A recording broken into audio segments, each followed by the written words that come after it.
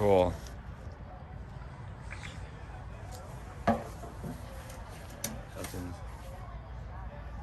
Hey everyone, I'm Scott Stokely, and I am training today with DeVan Owens. And DeVan is, well, I asked you point blank today. I said, are you the best left-handed disc golfer to ever play? And to your credit, your answer was, you started rattling off the names of other good left-handed players. You mentioned Scott Martin, and we talked about Joe Mella. You mentioned Craig Leyva. I talked about Johnny Lissaman, Nathan Queen, obviously. Chris Clemens. Yeah, like there's a lot of them out there. So to your credit, you didn't say yes. If you asked the disc golf community, many people would say yes. And so I just wanted to talk to you about that, because that is a different perspective. You are playing a different course than 88 or 93 or some percentage of the players, right? Yeah, I mean, that's the way it is. Like, I feel like being left-handed, like, my outlook of it is like going to every hole, a righty gets possibly 3 to 4 shots in front of him to see how the hole plays. And as for a lefty, I either have to judge wins off of right-handed shots or take my own, like, guess how it's going to react on a left-handed shot. So, I mean, I don't get to see any shots, so. Well, that's fair. So, and even if you know the course, knowing what the wind does down fairway, there's an advantage to not going first. Yeah. Except for you, it might not matter when you go, because you're throwing a different shot. Exactly. It really doesn't matter. I mean, I grew up in Oklahoma, so I know wind really well. But I think seeing shots as a right-handed player, it gives you an advantage to maybe see how a tree plays with a hole, or if you need to go in front of it or behind it or over it or under it. And if you see a couple shots in front of you, even in practice or during play, you're going to learn from that, as I most likely won't get to see that same thing. Now, as more and more players over the years have been adopting sidearms, have you noticed that being less of a disadvantage now? I mean, you do have people throwing lefty shots now. Yeah, I mean, honestly, it's almost became a disadvantage for me now, because now I'm comparing their shots to my shots, and it gets me out of me playing my own game.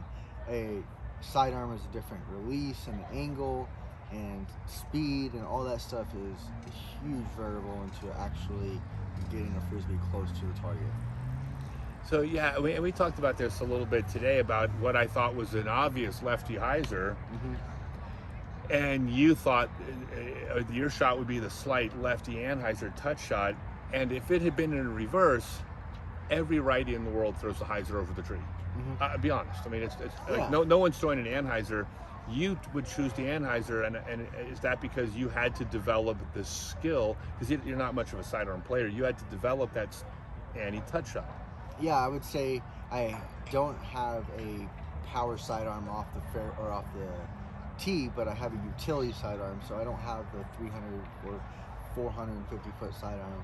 So I had to develop a good hyzer flip or a turnover, because a lot of shots on holes are, if it's a lefty hole, it's usually like just a turnover rock or a turnover mid-range for most right-handed players. But I would come to holes where they would be like objects in my line, because it wasn't really thought out for a lefty to swing out on the right side of the fairway to bring it back to the left side if it's a right-handed hole.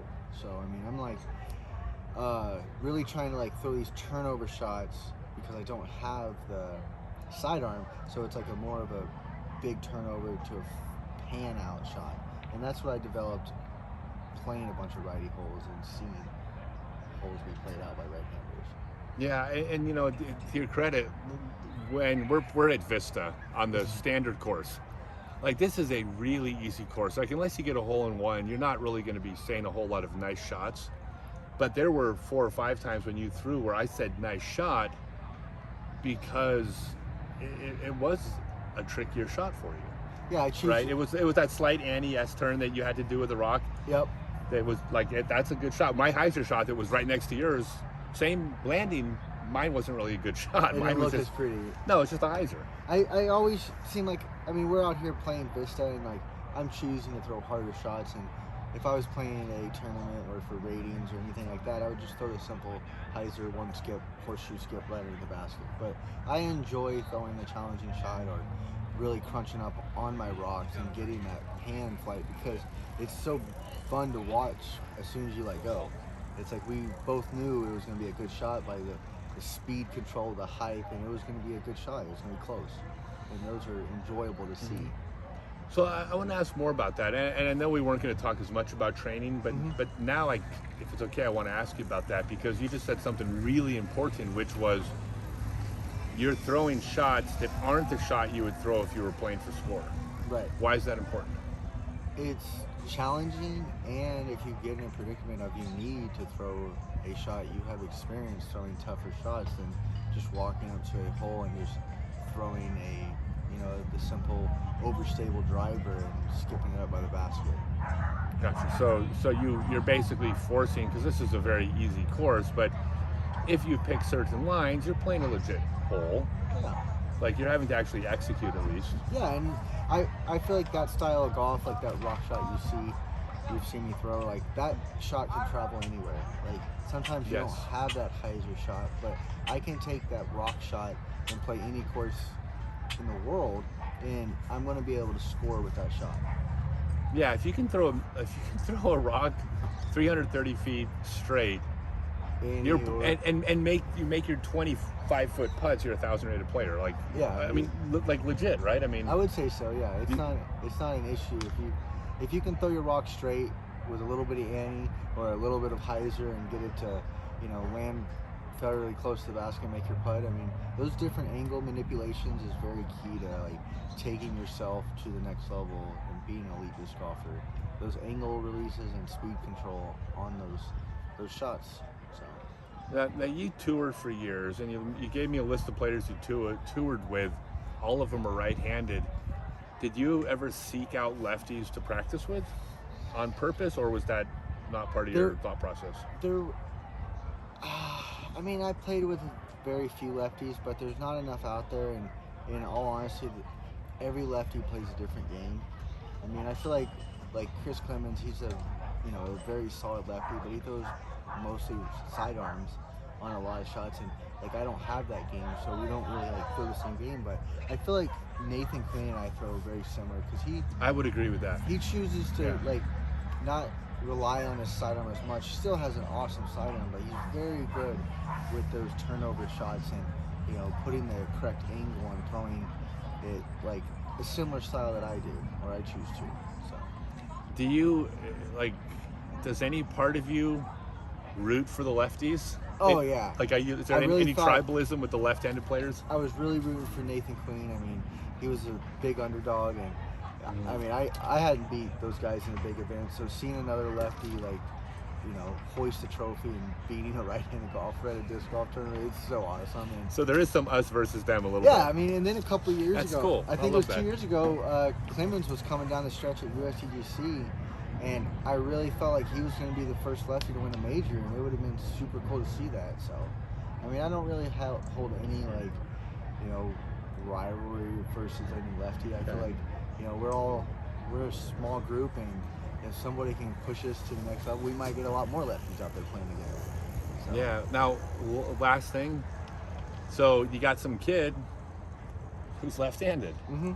He's up and coming, and he may feel at a competitive disadvantage. What would you tell him? I mean, are you telling him to learn his sidearm? Are you telling him, or her, right? Are you telling him or her to learn their sidearm? Or what would be the advice for those players? Because certainly they can compete and there's no physical barrier to the hand you throw with, but it is different. I would say yes. They have, I was very backhand heavy, have the sidearm, but I don't know if I was ever to that next tier. And in order to be on that top tier, golfer, you have to be basically 50-50 or, be better than 50-50, I guess, in one hand. I don't know. You definitely have to have the sidearm and work on that and not miss the easy righty holes. and I feel like I struggled on. I would get a more difficult righty hole, and then I would walk up to the simple righty hole that could just be like, you know, the simple shot, and I would miss that shot. And like that is a stroke that I just gave to every righty that is not going to miss it. The field will not miss that. I missed it. And then they're able to get, like I said earlier, the lefty holes, because there's not really extreme lefty holes where it's like, wow, a righty is in a huge disadvantage. Gotcha. I mean, can you think of any hole that's like the hardest hole that I can think of on tour where I was like, wow, I'm glad I'm not left-handed, or I'm glad I'm left-handed? Wait, don't tell me. I'm going to guess. What is it? 17 at Winthrop. That and hole 11 at Winthrop. That's the one leaving the pavilion? That's after the par 4.